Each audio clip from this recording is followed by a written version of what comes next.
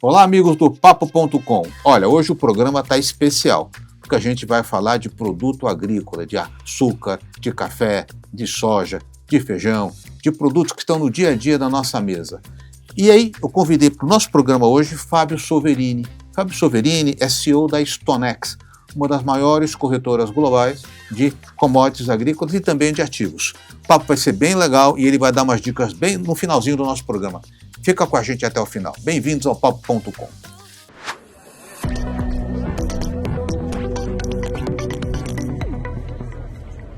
Oi, Fábio, tudo bom, cara? Bom dia, Tamer, tudo bem? Tudo maravilhoso. Fábio, você está aí no mundo do agronegócio, Sim. das corretoras, das negociações de compra e venda.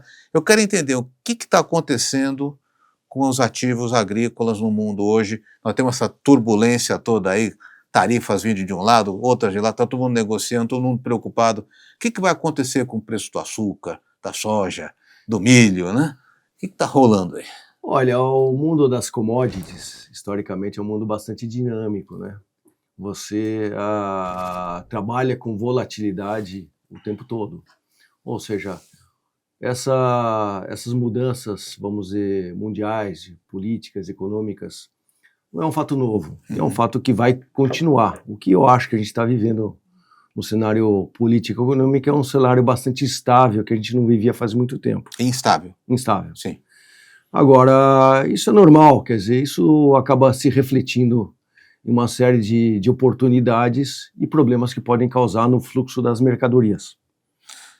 Mas o Brasil, Fábio, o Brasil assim, é engraçado, porque a gente virou um país extremamente competitivo no agronegócio, né?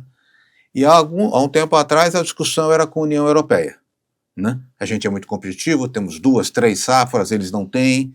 Era uma discussão que agora parece que a coisa ampliou. Eu estou certo nessa avaliação? O Brasil hoje é um player que incomoda o mundo na relação da nossa produção agrícola? Sim, seguramente. O Brasil, por uma série de razões, se tornou um competidor mundial de escala. O Brasil é o maior produtor e exportador de grande parte das commodities agrícolas que estão por aí. Uhum. Isso não foi por acaso, a gente tem um benefício de estar num clima tropical, a gente tem aí, como você falou, uma série de vantagens competitivas, como 2 ou 3 safras em algumas commodities, a gente tem terra, a gente tem água, a gente tem uma questão, vamos dizer, de natureza muito positiva, e a gente teve uma sucessão de bons ministros e uma pouca interferência do governo ao longo dos anos. Uhum. Isso ajudou muito. Hoje o Brasil é um grande player mundial no mundo agrícola. Isso foi conquistado aí ao longo dos anos. E essa situação sempre traz uma série de outros países reclamando, ou seja, isso é uma concorrência de qualquer forma. O que eu diria é que o Brasil, nessa situação, vai ter, como tinha e sempre teve, vários desafios, ou seja, ou desafios, vamos dizer, de embargos, ou desafio de tarifas, etc, etc. Ou seja, é normal que isso aconteça e é normal que o Brasil tente superar esses desafios. Hoje o Brasil ele é líder em algumas commodities agrícolas, em termos de globalmente falando, né? Isso se deu por quê? Você falou, nós tivemos um período de vários ministros sem tanta interferência. Você acha que o que aconteceu? Nós conseguimos, no setor do agronegócio, ter uma política de longo prazo, é isso? Sim, eu diria que hoje em dia, se a gente olhar a economia brasileira, eu acho que o número é mais ou menos 30% do PIB brasileiro vem do agronegócio. Uhum. O agronegócio tem uma balança comercial, dólares, muito sólida. Se não me engano, são 140 bilhões de dólares no último ano, positivo, entre o que o setor agro exporta e o que importa. Uhum. Isso faz com que o agro tenha uma importância relativa muito grande na economia brasileira. E com isso, eu acho que o governo mesmo tem muito interesse em mobilizar todo o esforço para que isso continue. Ou seja, o agro veio para ficar.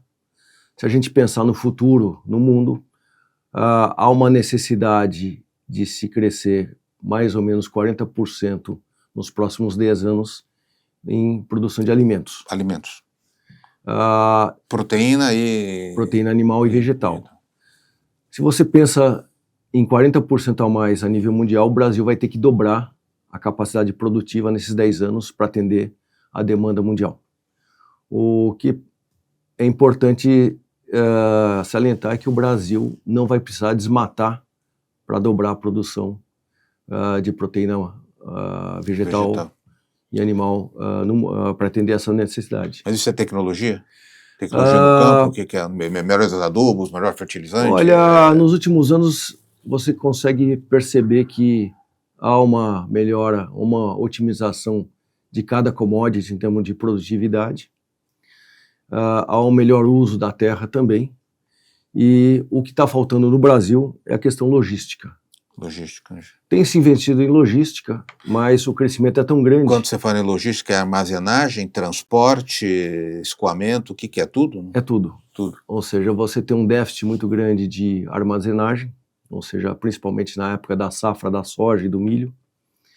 E você também tem um déficit grande de escoamento. Quando eu falo de escoamento, eu estou falando de hidrovia, ferrovia, estou falando de portos, muitos dos quais necessitam estar no Nordeste ou no Norte do país, para escoar melhor a nossa produção. Hoje, o déficit de portos é no Nordeste, você fala isso? Olha, eu diria que... Saídas? A partir do epicentro do Brasil de grãos, que é o Mato Grosso, você tem uma saída hoje por Santos e Paranaguá, mas cada vez mais você tem o que a gente chama de Arco Norte, que a partir de Cuiabá, grande parte da nossa safra acaba indo para o norte. Tem alguns portos no Pará, no Maranhão, etc., que devem, ao longo dos anos, ter uma receptividade de grãos cada vez maior. Agora, assim, eu posso estar te perguntando uma grande besteira aqui, tá? Mas e a saída para o Pacífico? Porque essa discussão, já te ouvi falar há muito tempo, não temos que ter a saída para o Pacífico, né?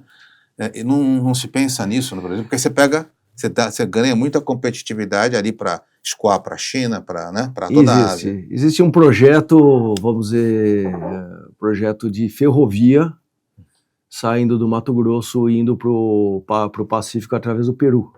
Então. Mas é um projeto que tem que passar pelos Andes, não é simples, né? Tem que haver uma discussão entre dois países e tem que haver um investimento muito grande para isso acontecer. Eu imagino que isso está em curso, a discussão, mas ainda não saiu do papel. Agora, uma questão que eu também queria te colocar. A gente está vendo, o agronegócio é criticamente importante. Nós somos 30% do PIB, como você falou, só que para produzir, eu preciso ter fertilizante. Sim. Tá? E o Brasil não tem autonomia na produção de fertilizantes. E aí existe uma discussão hoje no mundo, falando assim, mas o Brasil tem que comprar fertilizantes da Rússia. A Rússia está em guerra com a Ucrânia, então você pode ser, se você comprar desse fertilizante, você pode ser sobretaxado secundariamente. Não é um erro estratégico para um país que quer ser um país do agronegócio não ter autonomia na área de fertilizantes? Olha, também isso aqui é uma boa discussão. Eu diria que numa economia globalizada, você compra onde está mais barato. E, obviamente, o componente, os fertilizantes, fazem parte da rotina da nossa produção. Mais ou menos, se não me engano, quase que 80% do nosso fertilizante é importado. 80%? 80%. Esse número foi crescendo porque a nossa produção foi aumentando enormemente. Mas sim, é uma discussão estratégica, eu acho que vale a pena ter essa discussão. Mas nós temos como produzir aqui ou não tem alternativa?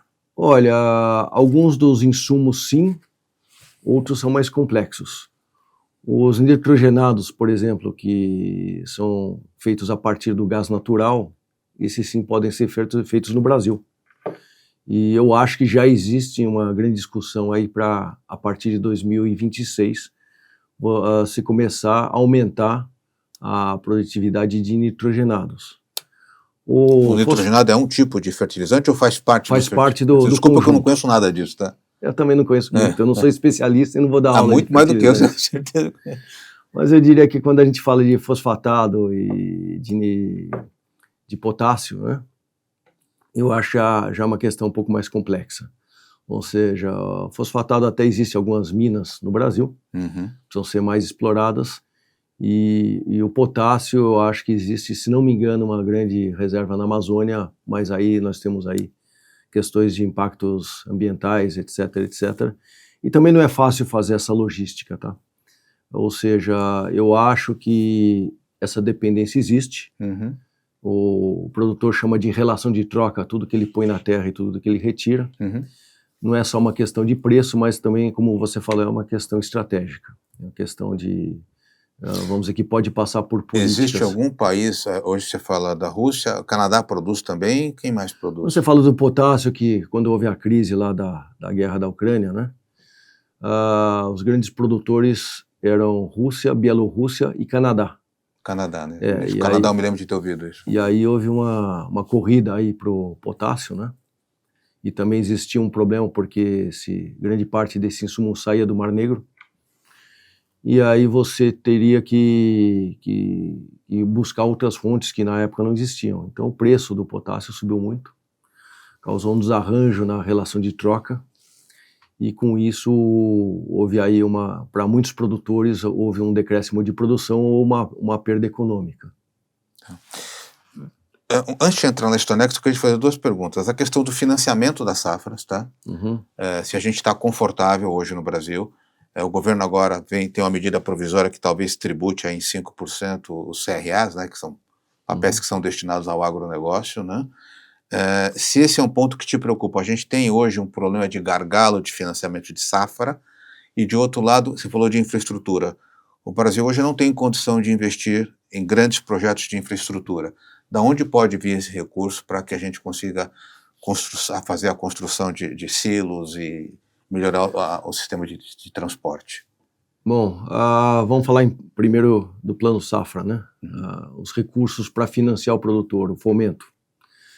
Eu acho que já faz algum tempo que foram se criando mecanismos para a iniciativa privada substituir a responsabilidade do governo pelo financiamento da produção.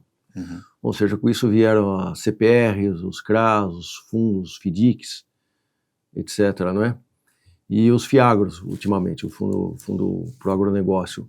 E eles vieram, muitos deles, com isenção fiscal, o que ajuda também na questão da distribuição para o mercado. Eu diria que a tendência de longo prazo é que a necessidade de fomento para o agronegócio, em termos de linha para financiamento, sejam substituídas da iniciativa pública para a iniciativa privada. Então eu diria que a tendência de um plano safra é cada vez diminuir de valor. Hoje você tem noção de quanto é isso? Quanto é privado, quanto é público? Olha, se não me engano, o último anúncio do plano safra foram 500 bilhões. Tá. Agora eu não saberia te dizer quanto que vem da iniciativa privada além disso. Mas eu diria que a tendência a longo prazo é que a iniciativa privada substitua o fomento público. Tá. E em termos de infraestrutura, da onde pode vir esse recurso para... Eu acho que nós já estamos vendo alguns fundos aí, ou alguma iniciativa privada para construção de galpões e silos no Centro-Oeste. Agora, quando a gente fala de investimentos em portos, em ferrovias, aí precisa de uma participação aí do governo. Existem vários planos aí de investimento aí em portos, em logística, em estradas, a Ferrogrão, por exemplo, mas requer financiamento de longo prazo. E aí nós temos Quando você fala longo prazo, você falou 40 anos? Eu diria que é um pouquinho menos, 30 anos talvez. 30 anos. Mas nós temos um banco de fomento, aí, o BNDES, que é um banco bastante parrudo, que eu imagino que está apoiando todas essas questões de investimento no Brasil. E o BNDES está muito focado para resolver essas equações do agronegócio. Tá. Agora, vamos falar um pouquinho de Stonex, tá? Porque vocês estão ali no dia a dia, como corretora, né? Vocês estão ali fazendo operação, comprando, vendendo, avaliando o mercado, o café vai subir, o café vai cair, soja, açúcar e assim por diante. Primeiro eu quero saber se o café vai cair, porque está caro, né? Essa é a primeira pergunta. Mas como é que é o teu dia a dia? Me fala um pouquinho da Stonex, quer dizer, como é que é o teu mundo ali na operação? Olha, a Stonex é uma corretora mundialmente. Nós somos uma empresa do ramo financeiro. E a Stonex, ela não normalmente ela não compra ou vende o commodity. Ela basicamente ajuda quem está na cadeia do agro a se proteger dessa volatilidade que você acabou de falar, do preço subir ou descer e trazer resultados adversos para quem esteja na cadeia do agronegócio. Então a gente tem uma busca por estar próximo à nossa clientela e levar conhecimento para eles poderem tomar decisões de proteção para essa volatilidade. Como assim? Explica melhor. Proteção como? O cara... Um caso concreto aí, o cliente vai plantar soja, e tem vários riscos, risco da produção, risco do fator climático, não sabe se vai chover na hora certa e tal. E aí quando ele chega na colheita ele tem o terceiro risco, que é muito importante, que é quanto que vai estar o preço da soja na época que ele está colhendo. E aí, se Quanto tempo demora da colheita até da plantação até a colheita? Eu vou dar uma média de 3 a 4 meses aí. 4 meses, 3 a 4 meses. Mas se não chover na hora certa e o clima não ajudar, ele tem um problema sério. Para isso existe um risco, uma proteção, que é o seguro de safra. Nós não fazemos isso. Agora, se a safra está boa, e a safra mundial foi boa, e a demanda não está lá, o preço vai lá para baixo, porque isso é um commodity. Isso é regido pelas leis da oferta e demanda. E se o preço estiver baixo, o produtor pode amargar um prejuízo. A gente consegue dimensionar todos esses riscos de volatilidade, de commodity e de moeda e traduzir em produtos que vão gerar uma proteção para ele. Ele já consegue travar o preço hoje. Deixa eu ver se eu entendi. No dia que eu... Estou dando um exemplo muito simples, tá, gente? Mas no dia que eu planto, eu não sei por quanto eu vou vender. É isso, Sim. Não é que está me falando. Se tudo correr bem, nesses 3 meses, eu vou colher daqui a 3 meses, aí eu vou colher e vou ao mercado e falo assim, quanto vocês me pagam pelo produto? É isso, tá? Se eu não fizer nenhuma proteção. Sim. O que você está me dizendo é o seguinte, ao plantar, você já me sinaliza ou me garante o preço para daqui a 3 meses, aconteça o que acontecer? Sim, é exatamente isso. Você Interessante tendo isso. a quantidade que você vai colher, você pode travar esse preço hoje. E não importa se o preço subir ou descer, você já está travado naquilo que a gente imagina que já gera um ganho para você. Eu plantei, eu sei que o meu custo é 100. Se você consegue vender a 150, eu vou ganhar 50. Não importa o que aconteça. A menos que a produção quebre. Tá? Mas exatamente. Se você entregar a produção, você garante a sua margem. Aí se estiver valendo 200, eu estou deixando de ganhar 50. Sim. Se estiver valendo 100, eu estou deixando de perder 50. É isso que você está me dizendo. Você travou o seu... Travo o seu como se fosse um seguro. Exatamente. E você pode fazer isso não só para o produto final, para a soja, mas você pode fazer para o insumo. Você pode travar o insumo da próxima temporada. Se você quiser já travar o preço do fertilizante agora, que você ainda não usou, que você ainda não plantou, você já pode também. Mas isso vale para que tamanho de produtor pode fazer isso? Ou ele faz via cooperativa? Não, o pequeno faz via cooperativa e o grande faz direto com a gente. E é caro fazer isso? Não, não é caro nem barato. Quando a gente te dá um preço, por exemplo, você acabou de falar de 150, o preço é 150. Mas nesse meio tempo, assim, ele tem que pagar alguma coisa ou não? Não. Existem alguns tipos de operação onde, se o preço vai caindo e ele está comprado no commodity, ele é obrigado a colocar uma margem. Isso é uma operação de bolsa, né? Tá. E se o preço se ele for vendido, ele vai recebendo margem ao longo do tempo. Essa operação não necessariamente se liquida só no último dia, ela vai se liquidando ao longo do tempo. Essa é o que vocês fazem, né? É. É o que o mercado faz. É o que o mercado faz. E hoje, no Brasil, ela está sendo bem utilizada? Quais produtos a gente tem? Você falou soja? Tem algum... Olha, o carro-chefe é a soja, depois vem milho, açúcar, algodão, café, boi gordo. Então, os principais commodities. E você opera isso aqui no Brasil ou você opera isso lá fora? Como é que é a estrutura? Cada commodity tem uma referência de mercado. Por exemplo, a soja, hoje a referência de mercado é a Bolsa de Chicago. Tá. Açúcar, Nova York. Café, Brasil e Nova York. Então, para cada commodity existe... E Fábio, isso é uma coisa assim que faz parte dessa... Porque a gente melhorou muito o processo produtivo. Esse processo de garantia vamos dizer que é um processo financeiro. Isso vem evoluindo? Como é que era? Está há quanto tempo na Stonex? Olha, a Stonex no Brasil começou em 2005. Nós estamos fazendo 20 anos. Nesses 20 anos, como é que foi a evolução disso? Muito grande. Cresceu muito. Hoje, os grandes produtores, os grandes atuantes na cadeia do agro usam o hedging, que é essa palavra, como instrumento necessário para o negócio. Eu diria que de lá para cá, de 2005 para cá, a gente vem ensinando, através do processo de um programa de gestão de risco, toda a cadeia do agro a entender esses riscos e a gerenciar esses riscos. Uhum. Então há uma questão aí de aprendizado, há uma questão de entendimento e com isso o produtor começa a eliminar grande parte dos riscos que ele tem. Ou seja, passa a ser uma atividade muito mais segura. Tá. E sim, para quem está nos acompanhando e não é produtor rural, tá? O que isso muda a vida dele? Quem não é produtor rural... o nós que vamos lá no supermercado comprar o nosso açúcarzinho, comprar o Olha, nosso de uma café. forma indireta isso ajuda, porque isso ajuda a regular o mercado, né? Você fazer hedging, porque se você tem uma época de preços muito ruins, os produtores acabam deixando de produzir uma determinada commodity. Tá. E o caso contínuo disso no futuro é que vai haver necessariamente uma falta de oferta, aí o preço vai escalonar. O preço subindo vai chegar na prateleira do supermercado. Que são ciclos na realidade, né? São ciclos. O agro tem muito isso todo mundo, a soja tá bom, o pessoal começa a produzir soja, aí você tem uma oferta, muita oferta de soja, o preço cai, então você muda para milho, para outra coisa e vai até achar o equilíbrio. Hoje, eu diria que o objetivo é atenuar esses fatores, tanto com a estocagem de produtos, então você pode guardar o café às vezes por 20, 30 anos. Tem tudo isso?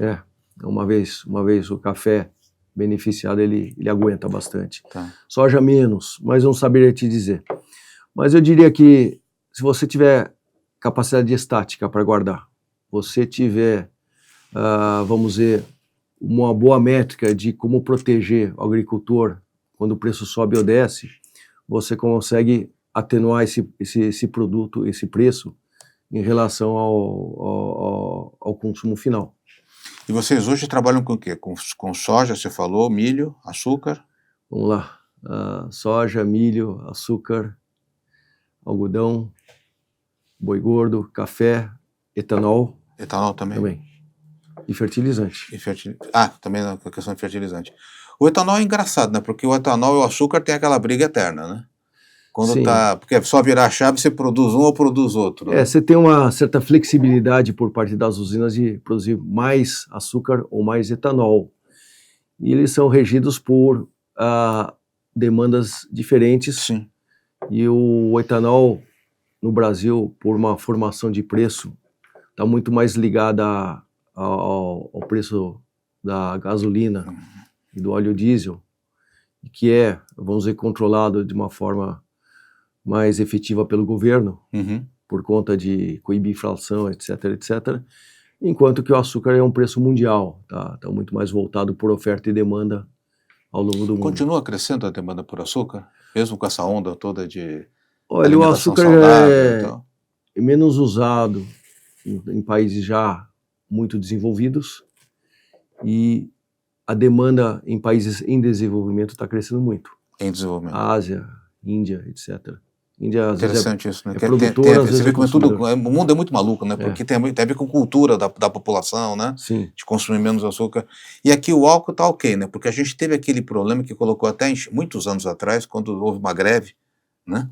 E todo mundo tinha carro a álcool, né? E os usineiros pararam de produzir. Isso já tá pacificado, né?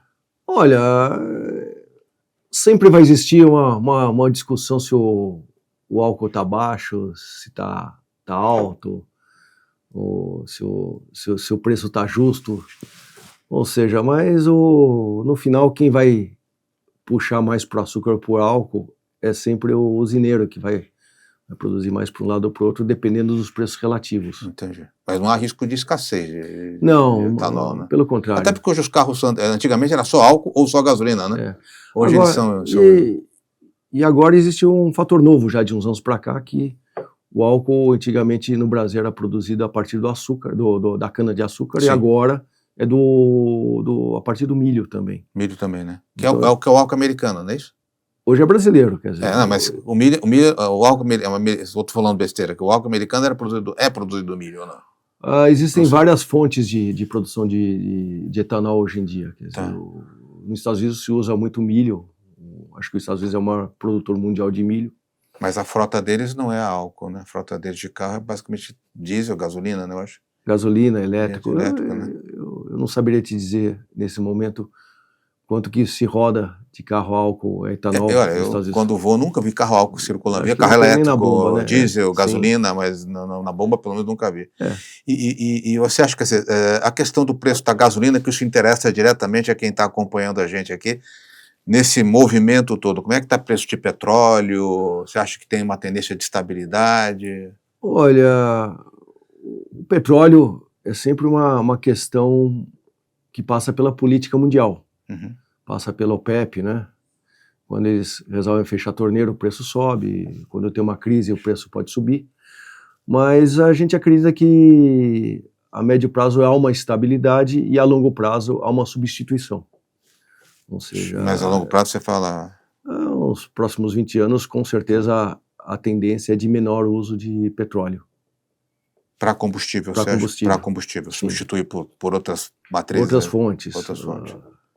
Tá, o elétrico é uma coisa que o Brasil está... Eu não sei se o Brasil pega nacionalmente, mas nas capitais a gente vê muito já a utilização do elétrico em serviço público, né? Está crescendo bastante.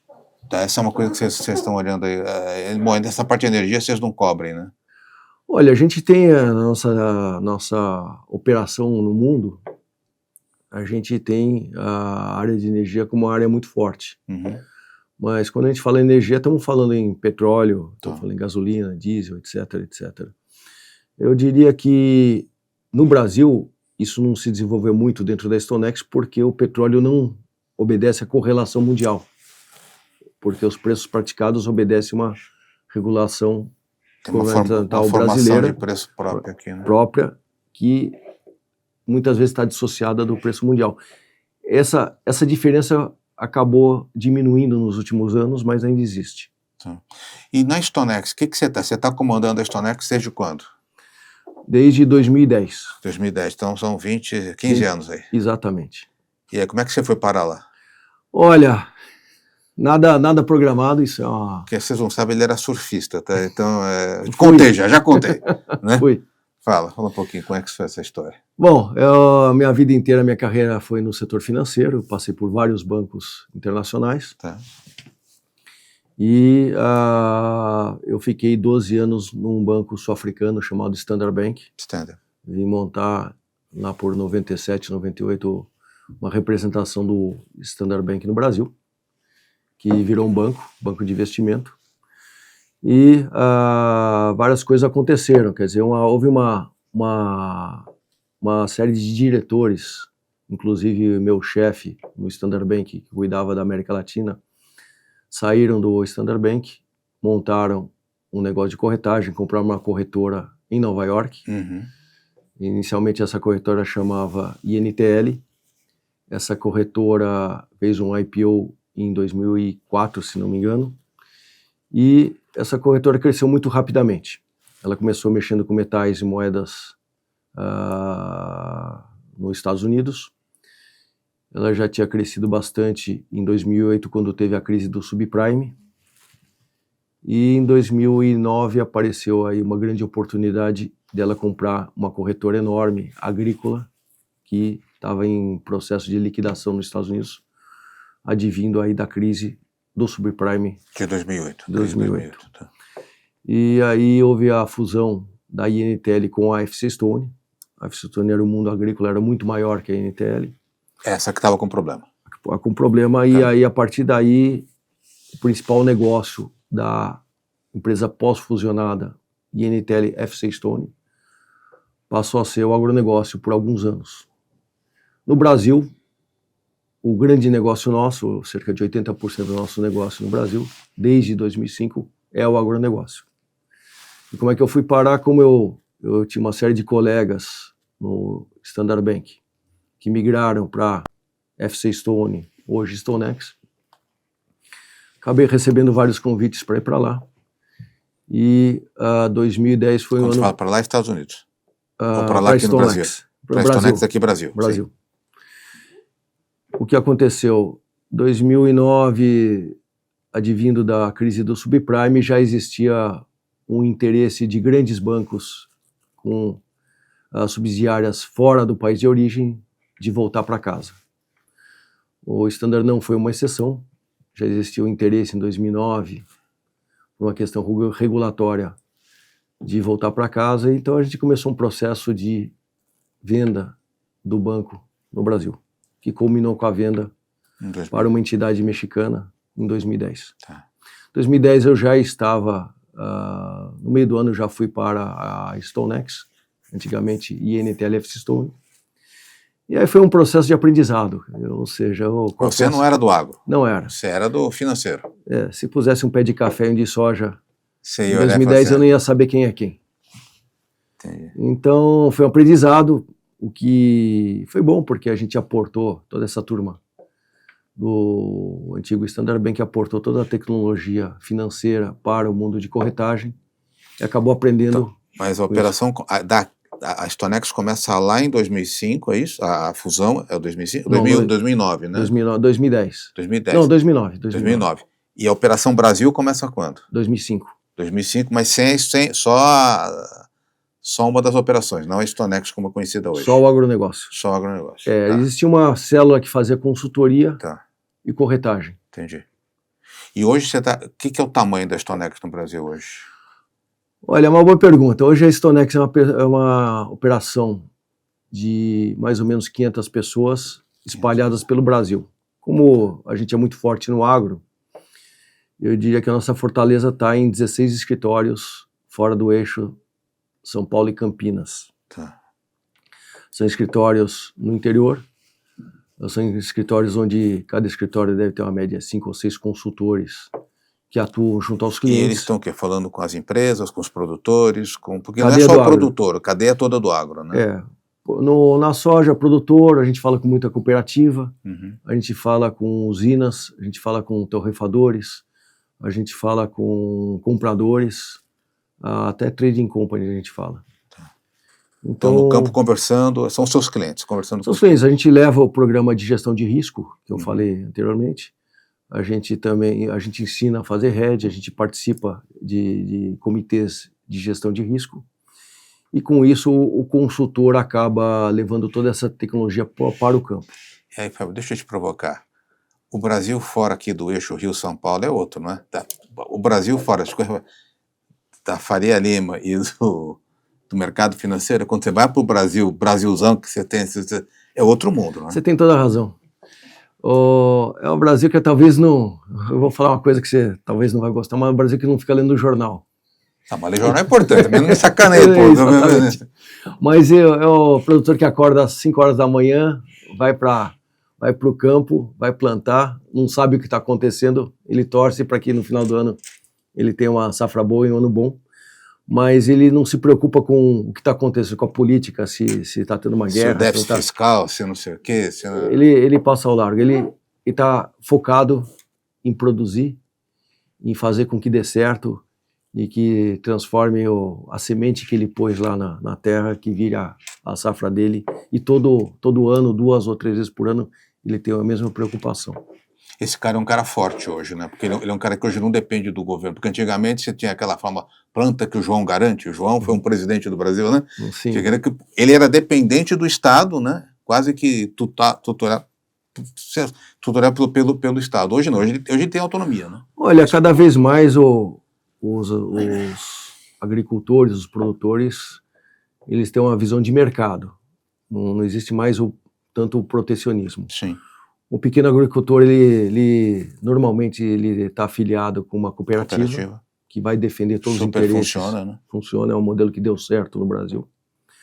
E aí você tem os grandes produtores que já têm uma escala onde tem uma competitividade muito maior que os concorrentes a nível mundial.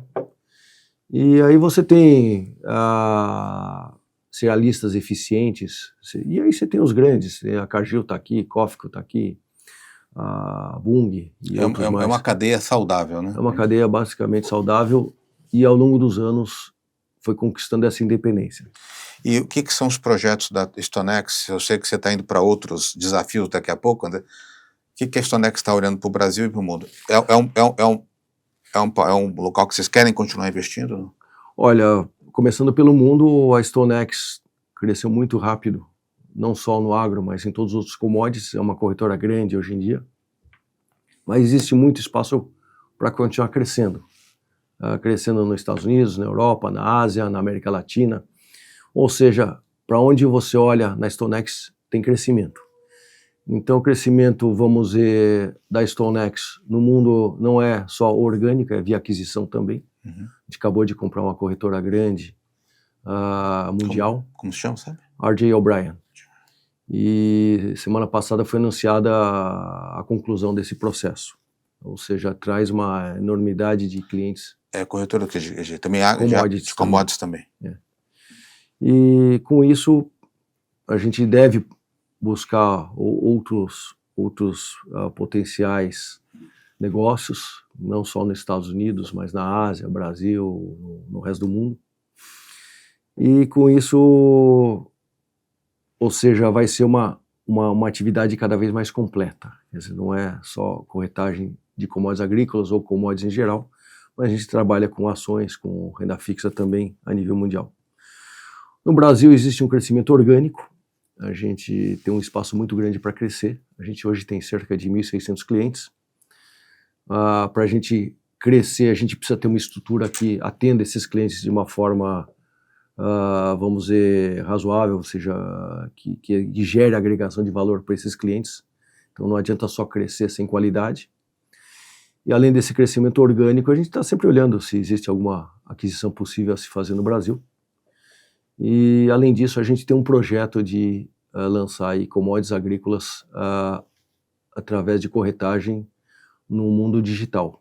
Também digital. Digital. Isso é um projeto que deve aí começar Mas isso não compete com o teu negócio hoje para o primário lá do... Não, a gente, ou seja, a nossa atividade não atua no varejo, é uma atividade de atacado, né? E a gente pode escalonar isso para o varejo de uma forma digital. Tá. Mas isso é um projeto para 2026, 2027. E você, como é que você vai tocar a tua vida? Sei que você está pensando em novos horizontes, não. Vai surfar no Havaí? Não, eu gosto de trabalhar, eu gosto desse mundo corporativo dinâmico. No final do ano, eu estou indo para o conselho da StoneX no Brasil, que a gente já formou um conselho consultivo. E nós também temos um braço que é uma trading de commodities mundial, cuja sede é em Lausanne, na Suíça.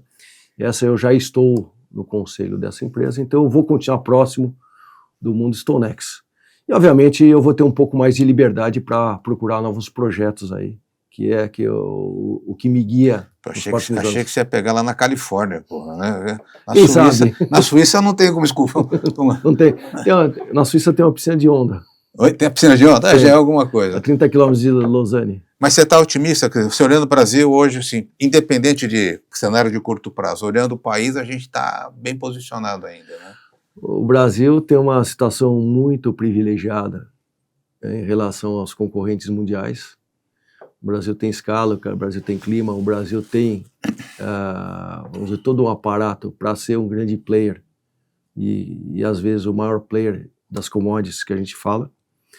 Só que o Brasil precisa continuar investindo em logística, esse é o principal gargalo que a gente tem hoje em dia. Tem ocorrido alguns investimentos, mas eles sempre ficam aquém do crescimento da produção. Entendi. E para a gente encerrar, quando é que o preço do café e da carne cai? Vão cair aí? Você tem que... Essa é a palavra que eu falei que ia deixar para o final, a principal pergunta. Essa pergunta é bastante difícil. Eu diria que a gente vai passar o resto da vida sempre perguntando como é que vai estar o preço no próximo ano, na próxima situação.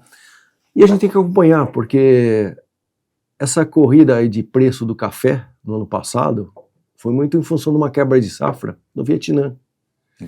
E uma safra ruim no Brasil. Quer dizer, não dá para a gente prever isso.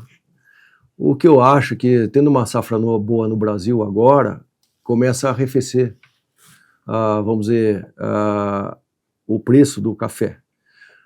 Mas, do outro lado, você tem uma demanda crescente na China de café. O chinês está tomando, né? Tem 1 bilhão de chineses lá. Começou a diminuir o chá e começou a aumentar o café. Então, para fazer uma projeção de longo prazo é muito difícil, é imponderável. O que eu posso dizer é que, para nós, é uma oportunidade. Ou seja, produzir café. Quando você tem uma demanda de café crescente num país como a China, quer dizer, é uma tranquilidade. Agora, se vai afetar o nosso cafezinho do dia a dia... Estão trocando. Vamos tomar chá, então, né?